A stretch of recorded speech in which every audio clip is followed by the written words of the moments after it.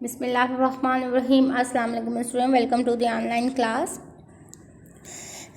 8 subject mathematics unit number 1 matrices में exercise 1.5 का question number 2 and 3। Today we are doing question number 2 and 3।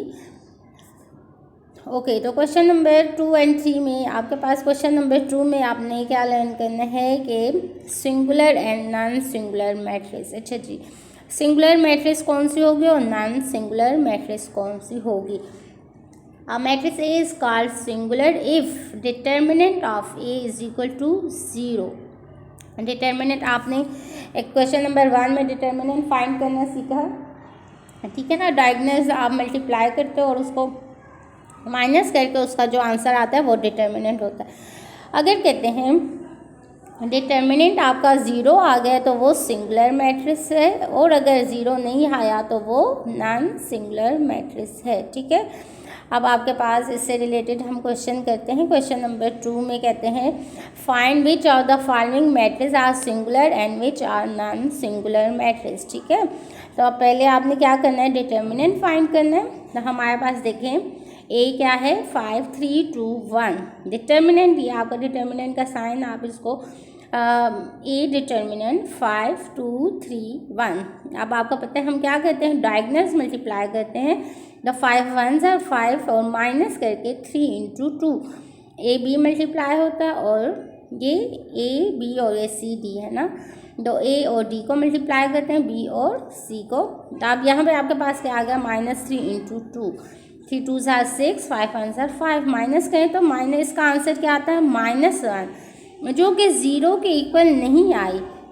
हमने क्या बोला है, सिंगुलर मैट्रिक्स कब होगी, जब उसका आंसर डिटर्मिनेंट आंसर 0 आ जाए तो वो सिंगुलर है, अगर 0 ना आए तो वो नॉन सिंगुलर है। Hence A is non singular matrix. अब आपके पास ए की मैट्रिक्स क्या है, नॉन सिंगुलर मैट्रिक्स है।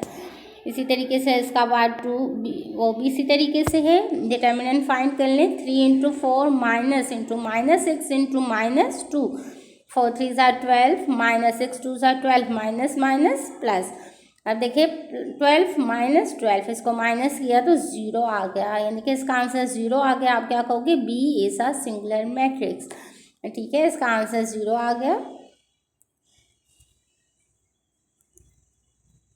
अब पार्ट 3 कहते हैं C is equal to 3A -2B 2AB। अब ये मैट्रिक्स है, इसका भी हमने क्या करना है, डिटर्मिनेंट फाइंड करना है। 3A B से मल्टीप्लाई हो जाएगा, -2B 2A से मल्टीप्लाई हो जाएगा।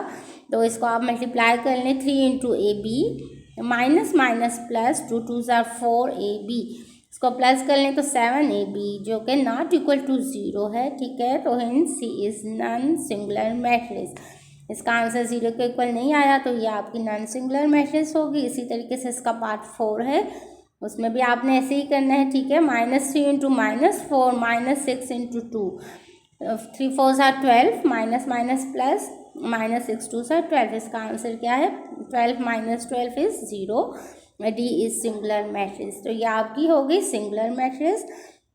अब क्वेश्चन नंबर 3 है adjoint of a matrix. Adjoint of matrix क्या है, the adjoint of square matrix A is denoted by adjoint of A and defined as.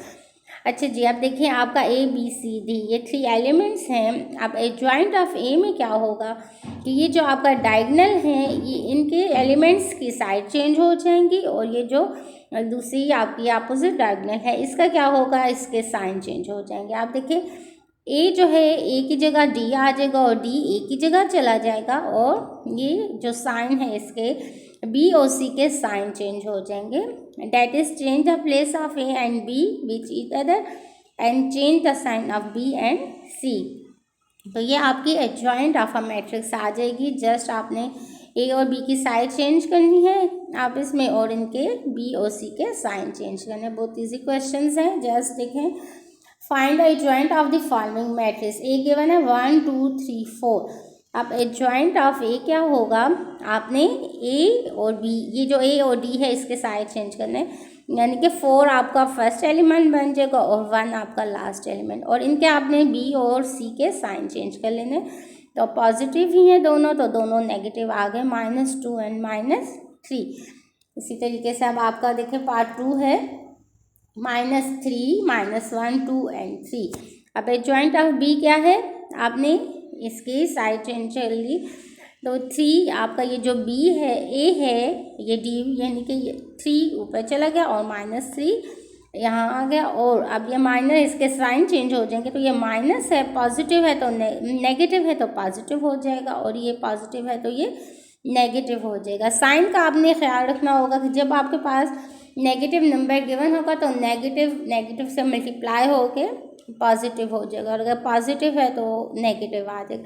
तो आप क्वेश्चन नंबर 3 का पार्ट 3 और 4, ठीक है स्टूडेंट। अब ये इसके 2 पार्ट्स आपके होमवर्क हैं, बहुत इजी है। जस्ट आपने एडजॉइंट फाइंड करनी है, ए और डी की साइड चेंज कर लेनी है और बी और सी का साइन चेंज कर लेना।